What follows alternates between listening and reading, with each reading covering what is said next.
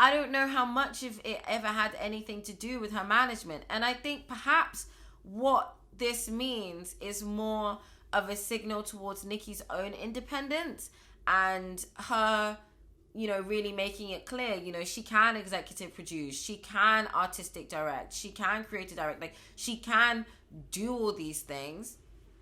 I guess the question is, she's so established, she should have a strong unit around her. And that's why people are so excited about the Irving situation. They're excited that she is now got this new partner in her side that is going to be, championing her and pushing her forward. I understand why fans are excited about that. I personally think that Queen's rollout was less to do, I don't know, obviously management will always play a part for an artist, but I think Nicki was fighting an impossible fight.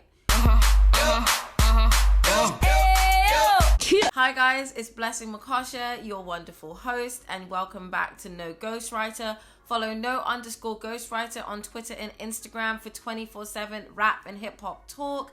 And be sure to like this video, leave a comment, and subscribe if you like what I'm talking about today. So you can see by my Queen vinyl joining me for this video, we have a Queen video. Yay! So, okay, my favorite Nicki album, the Pink Print does have a few things to say about that, but it doesn't matter. Queen is my jam. Like, Queen meant everything to me. Like, I went through it in that hiatus, as did every Bob. We went through a lot. And if you want to watch my video on the Nicki hate train and everything that you missed in the Queen album, I've got 2 videos on that, which I will link up in the cards above, and you can also find them in the description, or you can just head to my channel and find everything if you subscribe.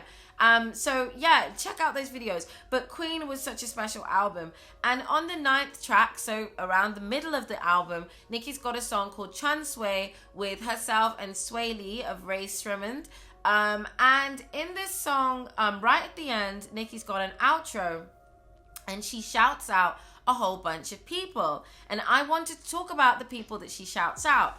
Also, because in my video I did recently on a brief history of Nicki Minaj's management, I asked whether people wanted me to talk more about Nicki's split from G. Roberson and his management group and why that happened, because Nicki was with them for the majority of her career, so all 4 of her studio albums, including Queen, and she split with them recently. So for her next album, she'll be with new management. And, the Barbs have got a lot of feelings about that album and her management at the time. So because they're mentioned, I thought this would be good because we can also talk about other people in Nicki's universe, and we can also try and have some sort of constructive discussion about her management, whether it was a good idea to leave them or not. At the end of the day, my opinion and your opinion really doesn't matter because it's her career. She can do what she wants. But obviously we're fans, we're interested, and so this video is purely speculation and fan discussion. It is in no way, in any way, supposed to be inside information. I do not know any of these people personally, so please don't quote me and cite me as an authoritative source. I'm just a fan like you with a YouTube channel.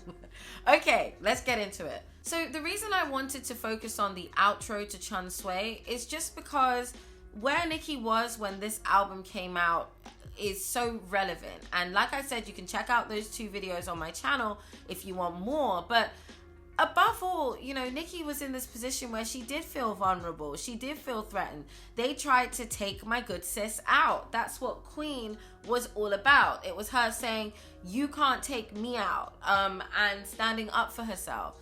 So all of these people at this time were very important to her. And I think it's just relevant to acknowledge, when you're feeling in a corner or you're feeling like you're by yourself, the people around you are very important. And this is what Nicki was trying to do with the Chun Swae outro. And I just wanted to take a moment and give that context and also say that I think that's just, really awesome that she took the time to do that. And it really goes to show that she, has had people who she does appreciate, and it's not all doom and gloom and everyone in the industry is against her, but it's more the select few people that she does associate with, you know, vastly are outnumbered by, you know, disingenuous people. But I think that's just a lesson for life generally. Okay, so the first person Nicki shouts out is, she says, shout out Giovanni for doing that Barbie Tings video. So let's have a look. So Giovanni Bianco directed the video for Barbie Tings as well as the video for Chun-Li. So, oh my God, I think I'm going to get emotional right now. But when Nicki came out with Chun-Li and Barbie Tings, it was really emotional because it was at the tail end of her hiatus. And her fans, you know, hadn't seen or heard from her for a really long time. So when she came out with Chun-Li and Barbie Tings, Zane Lowe was interviewing her, you know, there was emotion. And these videos came out, and it was just amazing because she'd really been working and she'd been thinking of her fans, and she had put together music. And I remember the Chun-Li video had two videos. It had that really cool vertical video that Nicki did, which I think was just great strategic placement. If you want to see me talk about more times where Nicki has been really innovative and had interesting innovations with social media and music, so things like the vertical video and other stuff, let me know. I would love to discuss that. But yeah, so Chun-Li had a vertical video, and then she came out and did the video later. So Giovanni Bianco directed both. And just getting into the Barbie Tings video a little bit, Barbie Tings was artistically, you know, amazing. It was really good. Nicki looked really good. The concept was really good. And Giovanni really took on what Nicki was trying to do in the Queen era, which was address the fact that people thought they could take my sis out. You can't get rid of Nicki Minaj. They be like, yo, what the fuck is it gonna take to get rid of this bitch? You can't get rid of me, bitch. Like, please. Anyway, we move on. So that's why Giovanni was really big. So that's who she shouts out there. Then Nina Garcia. So Nina Garcia was formerly editor or creative editor of Marie Claire magazine, and is now editor-in-chief of Elle magazine. So that's why she says Nina Garcia, Stephen Gann, Elle mag. And so Nina is the editor-in-chief and Stephen Gann is the creative director. And in July 2018, which was when this album was released, or around when this album was being completed, Nicki was on the cover of Elle magazine. So she was just showing love to those people. And just generally, you know, Nina Garcia has shown Nicki Minaj love. And I think against that backdrop of what I discussed about the context of where Nicki was at when this album came out, I think it's important that, you know, these were the people she was shouting out, because at the time, these were the people who she was working with and who were showing up for her. And I really like the fact she took the moment to show gratitude and be thankful, because it just goes to show that wherever you are placed, no matter how big you are, gratitude is never beneath you. Okay, so she said, I'm still on my Naomi shit, Wilhelmina models tip. So Naomi Campbell, Nicki's done a few references to Naomi, but you know, Naomi Campbell, iconic supermodel, duh, like black royalty. And so Nicki's saying that she's still a Wilhelmina model.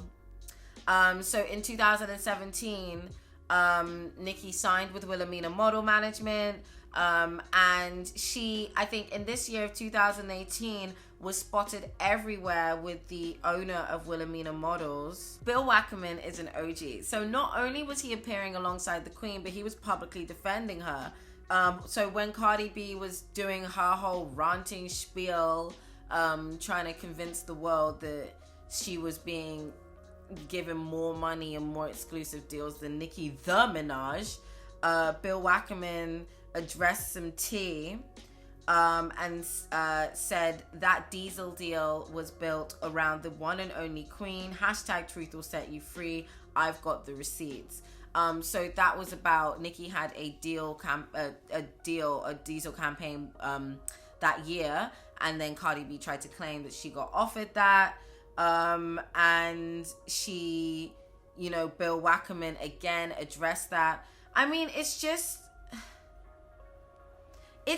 embarrassing, that people in the industry had to be drawn into this mess. That's why Nicki said this whole thing was mortifying.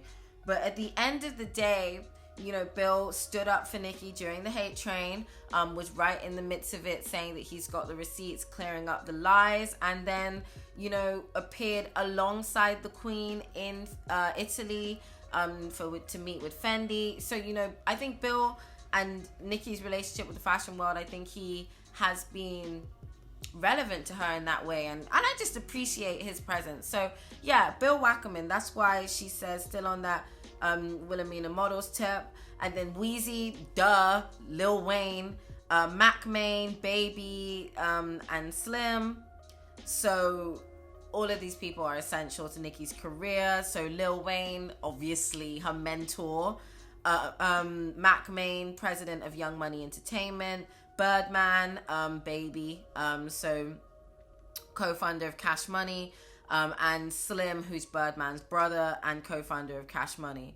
Then she gets into her management at the time. So G, I See You, Jean, Tez, L, Sean, G. So Cortez Bryant is Lil Wayne's manager, former president of Young Money. So I talked about him in the Nicki Minaj management video.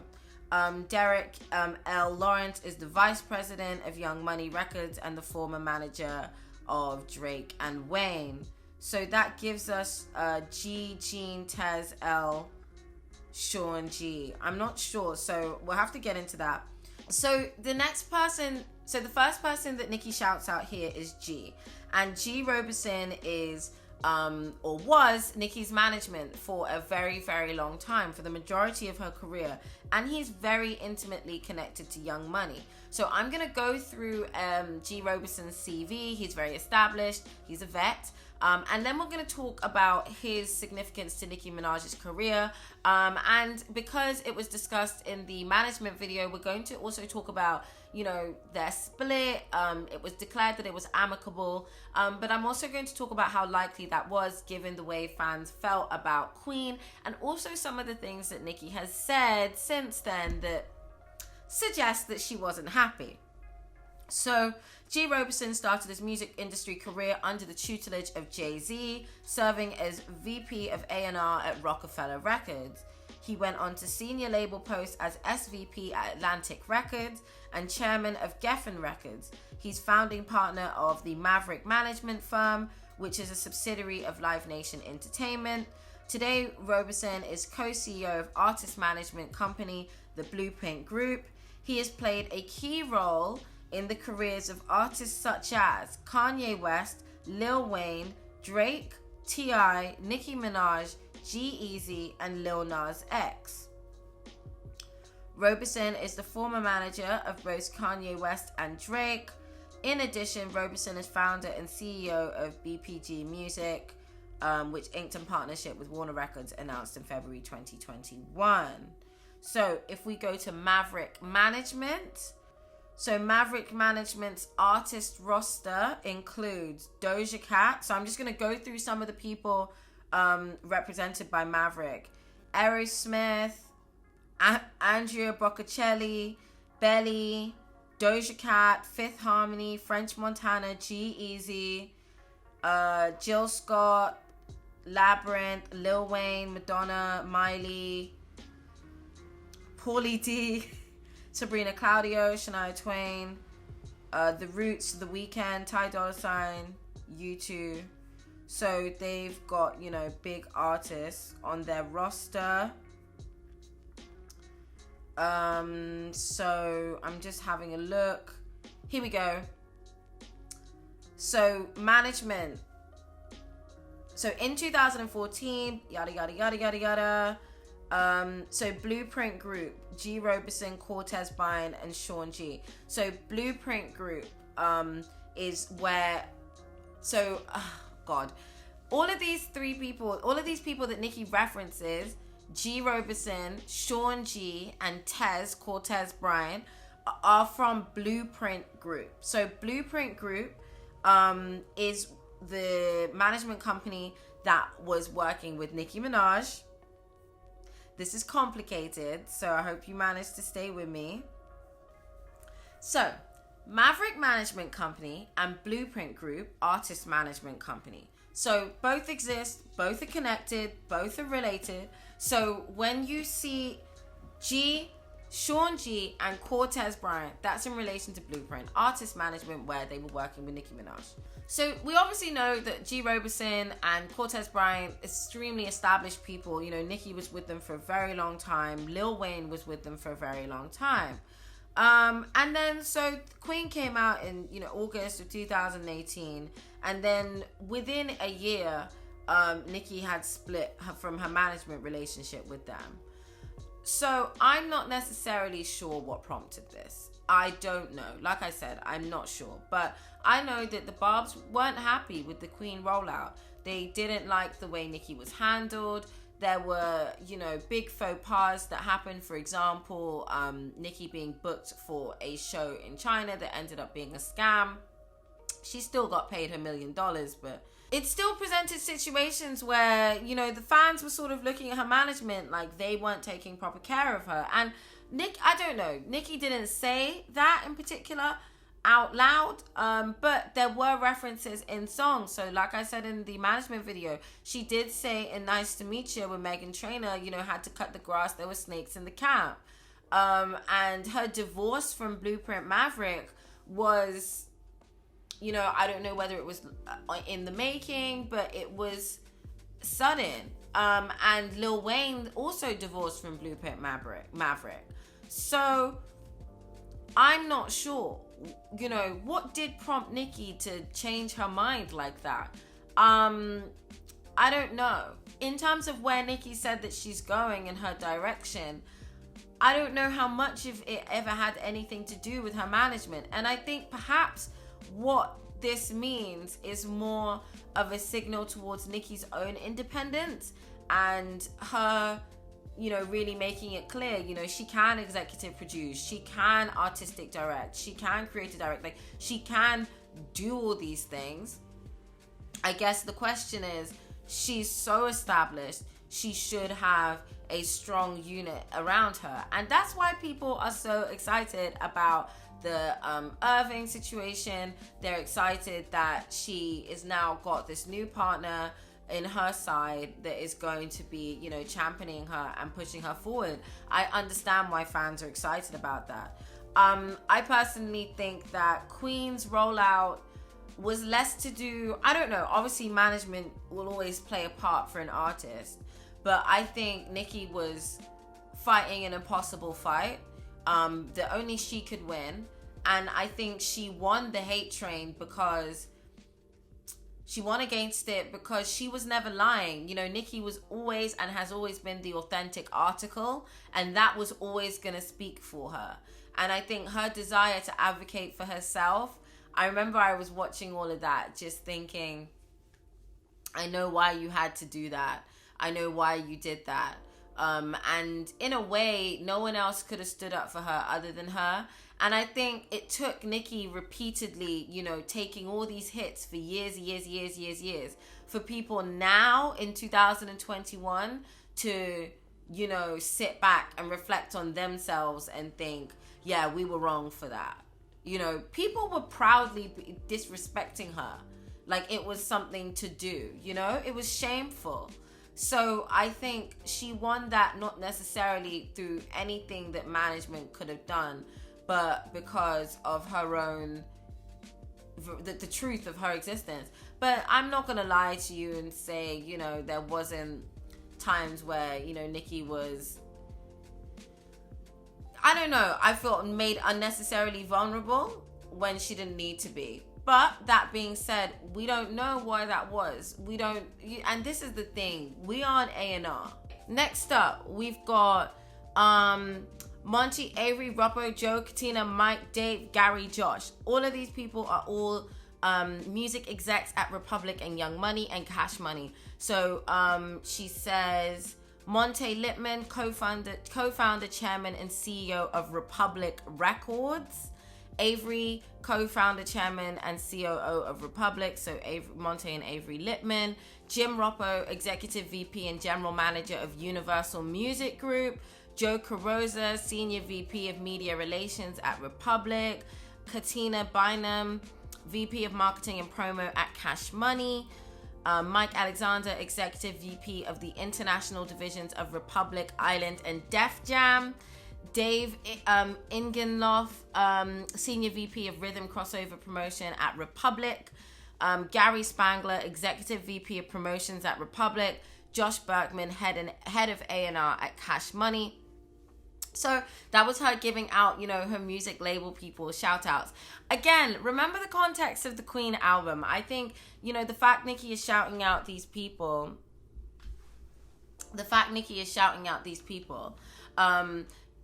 her record label, I think it's important. I think it's just important that she was showing love to the people these are the people who fight on the front lines.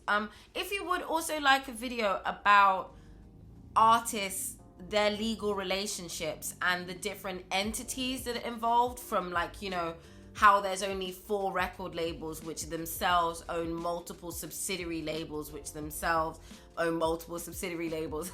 If you want me to talk about that, so the company structures within the music industry and also the different legal relationships that artists have, I would absolutely love that. I am a future barrister. I talk about that all the time on my Blessing at the Bar platform that I've got, if you're interested in becoming a barrister in England. So check that out. And also just on my Blessing Mukosha YouTube channel, I do vlogs and stuff talking about my legal career and what I've been up to. So check those out, because I really love that. And I would love to talk about all of the different legal relationships and all of that stuff that goes on in the music industry. So if you want to see that in a video, please let me know, and I'm very excited to talk about it. Yeah, so Nicki was showing love to all of the people who were instrumental for her in terms of organizing and managing her career. So then she gets into her glam. Now, I am not, the fashion barbs all know about who Nicki's glam and is or isn't. Yeah, so this is, okay. So, Brett Allen Nelson, costume designer and stylist, who's worked on countless Nicki outfits throughout the years. So that's Brett. Who else? Sheikah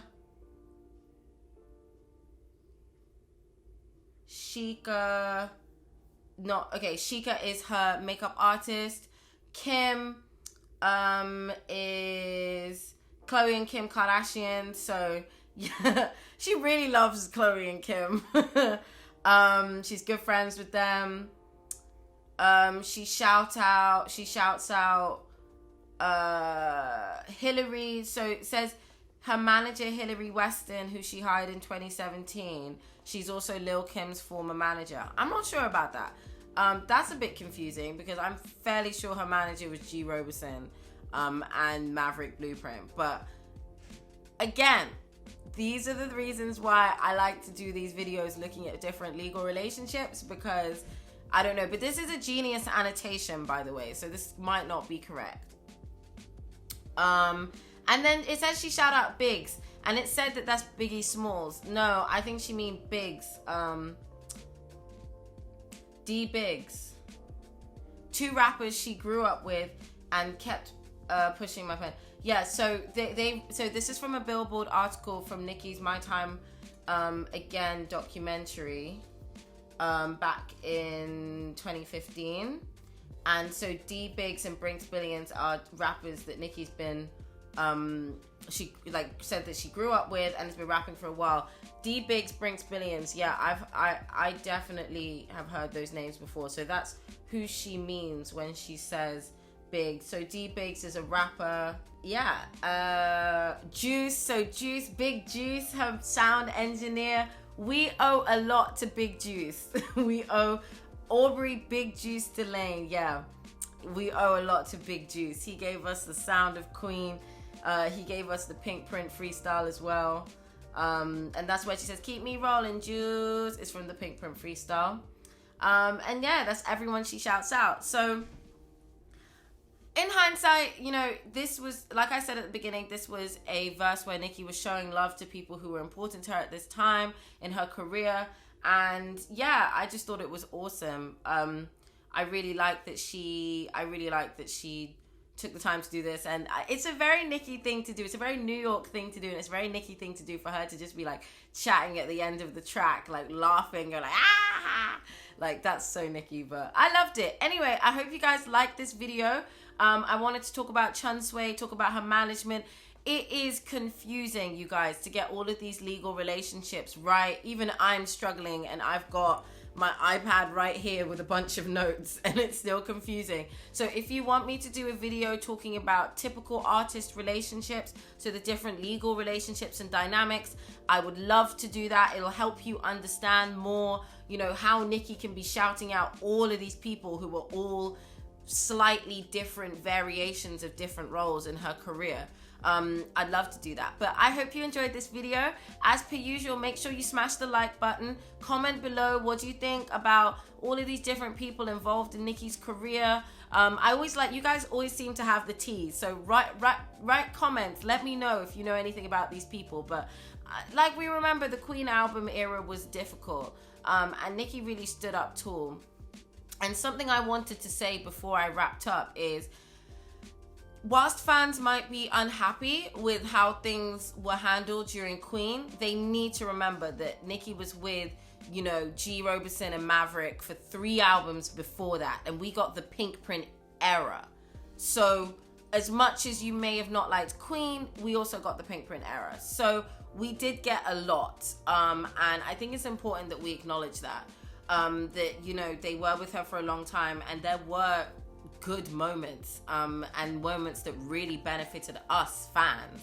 And I still got to see the Queen during the Queen era. You know, I got to go to London and wear my Queen t-shirt and see Queen right there. So, you know, I also just shout out to my boyfriend at the time who made sure I had the merch ready for the thing. But so where was I going with that thought?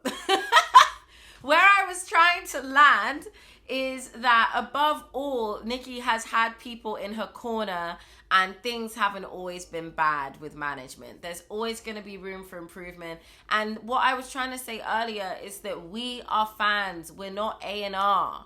You know, it's not our job to manage her career. It's our job to love her and support her and buy the music. That's what we do. You know, perfect management is great, but above all, it's about the music, okay? And so Nicki is a smart business lady. She knows how to handle herself. She knows how to handle her brand. She built it. So yeah, I hope you enjoyed this video. What do you think? Comment below. Make sure that you follow @no_ghostwriter on Twitter and Instagram for 24/7 rap and hip hop talk. And be sure to follow me, Blessing Mukosha, on Twitter and Instagram. I post pictures. Sometimes I post some freestyles. What? Who said that? I don't know. So yeah, check that out. I got fashion, mixtapes, all of my stuff on there. And also check out my YouTube channel, Blessing Mukosha, as well, for not 24/7 rap and hip hop talk. All right, peace out, guys, and I'll see you in the next video. Bye.